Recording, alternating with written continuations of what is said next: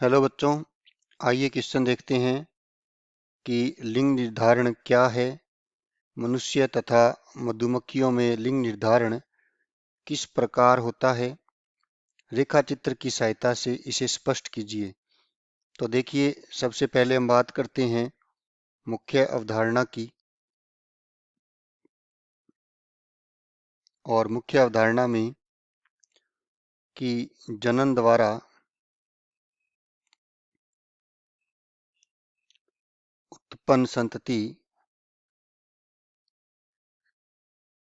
नर होगी या मादा, उसे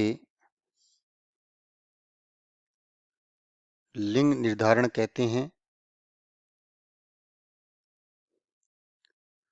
अब हम बात करते हैं लिंग निर्धारण की।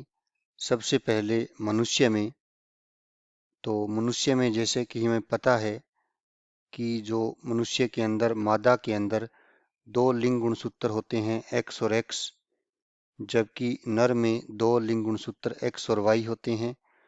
अर्धसूत्री विभाजन के द्वारा मादा में जो युग्मक बनते हैं, दोनों में एक एक एक्स गुणसूत्र होता है, जबकि नर जो होता है उसमें जो युग्मक बनते हैं उसमें एक्स और वाई गुणसूत्र होते हैं।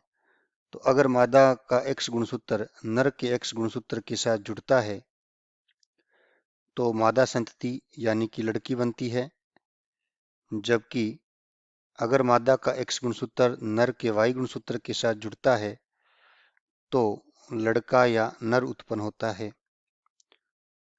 अब हम बात करते हैं मधुमक्खी की। तो मधुमक्खी जो है उसमें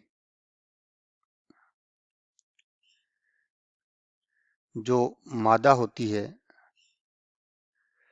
वह द्विगुणित होती है, जबकि नर जो होता है वो अगुणित होता है।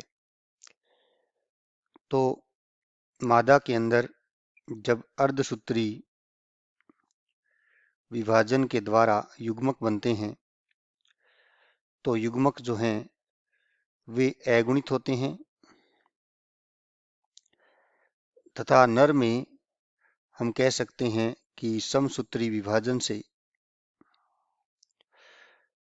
युग्मक बनते हैं, नर युग्मक, जो कि अगुणित होते हैं। अगर नर और मादा युग्मक निषेचन के द्वारा जुड़ जाते हैं तो मादा संतति बनती है, जबकि अगर नर से अगुणित जो युग्मक है या मादा से जो अगुणित युग्मक है, तो नर से तो युग्मक का परिवर्धन नहीं होता, लेकिन अगर मादा युग्मक बिना निषेचन के परिवर्धित हो जाता है तो उसे हम कहते हैं अनिषेक जनन। और इससे जो संतति उत्पन्न होती है उससे हम कहते हैं नर संतति। अर्थात हम कह सकते हैं कि मधुमक्खी में नर का परिवर्धन अनिषेक जनन यानी बिना निषेचन के होता है, जबकि मादा का परिवर्धन सामान्य निषेचन से होता है। तो आशा करता हूं आपको ये प्रश्न समझ में आया है। धन्यवाद।